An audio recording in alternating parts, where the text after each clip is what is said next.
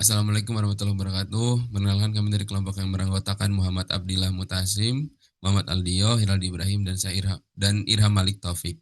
Pada kesempatan kali ini kami akan mempresentasikan final project Machine Learning yang berjudul Prediksi Penyakit Jantung dan Analisis Clustering Pasien menggunakan Supervised Learning dan Unsupervised Learning. Dalam proyek ini kami menggunakan algoritma random forest untuk prediksi penyakit jantung dan K-means. Clustering untuk mengelompokkan pasien berdasarkan karakteristik kesehatannya. Next. Deskripsi proyek. Proyek ini menggunakan dataset Herd Disease Prediction yang berasal dari Kaggle. Tujuan utama proyek ini ada 4. Pertama, membangun model klasifikasi untuk memprediksi apakah seorang berpotensi memiliki penyakit jantung atau tidak.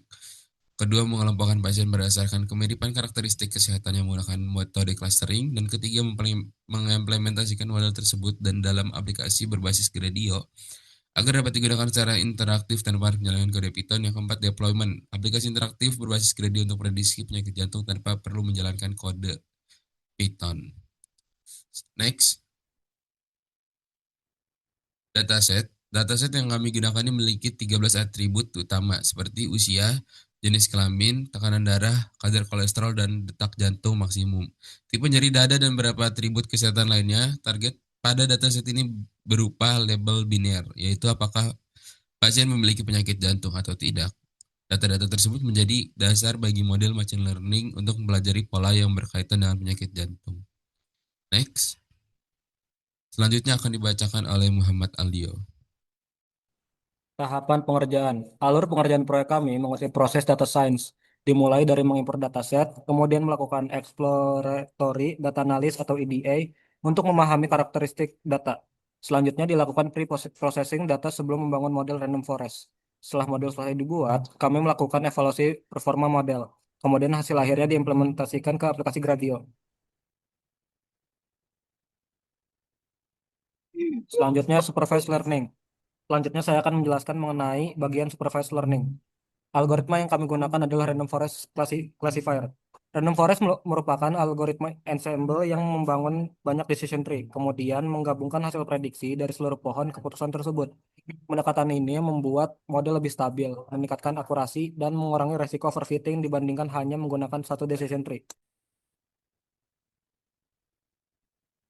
Selanjutnya dibacakan oleh Irham.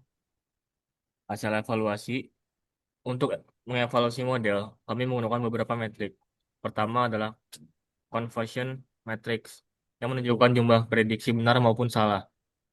Kemudian terdapat classification report yang berisi nilai precision recall dan Evans score sehingga kita dapat mengetahui model pada setiap kelas.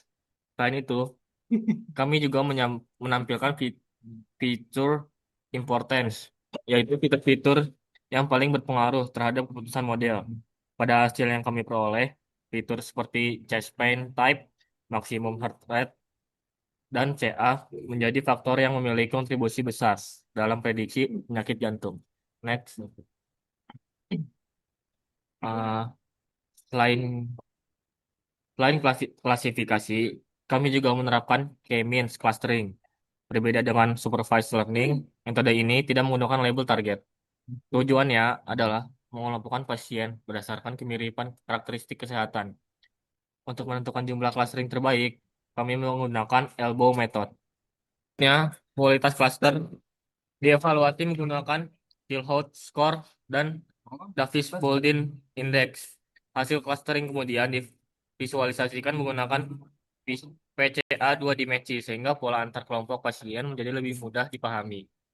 Selanjutnya akan dibaca oleh Abdul. Betul. Eh, Setelah model, oh baik, sekarang implementasi aplikasi Gradio. Jadi setelah model berhasil dibuat, kami melakukan tahap deployment menggunakan Gradio. Tujuan utama aplikasi ini adalah agar proses prediksi penyakit jantung dapat dilakukan secara interaktif tanpa perlu menjalankan kode Python. Cara kerjanya cukup sederhana. Yang pertama, pengguna hanya perlu mengisi 13 atribut kesehatan seperti umur, jenis kelamin, tekanan darah, kadar kolesterol, tipe nyeri dada, denyut jantung maksimum, dan beberapa parameter kesehatan lainnya. Selanjutnya, data tersebut akan diproses oleh model random forest yang telah tersimpan dalam file hard disease model PKL. Lalu dalam implementasi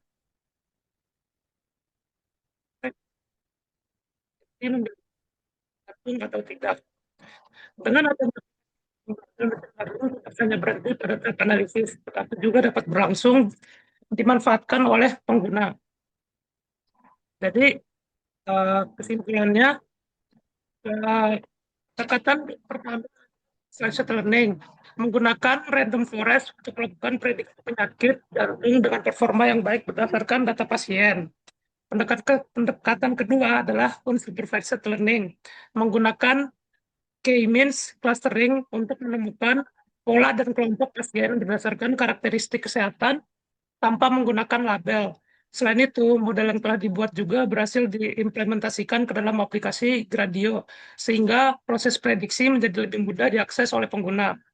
Untuk pengembangan selanjutnya, terdapat beberapa hal yang dapat dilakukan, seperti membandingkan performa random forest dengan algoritma lain seperti SVM, XGBoost, maupun neutral network.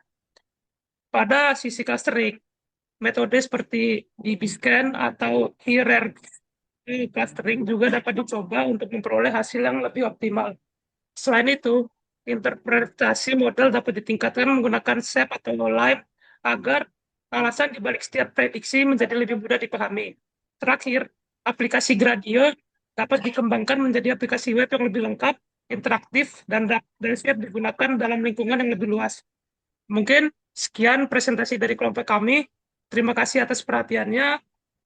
Assalamualaikum warahmatullahi wabarakatuh.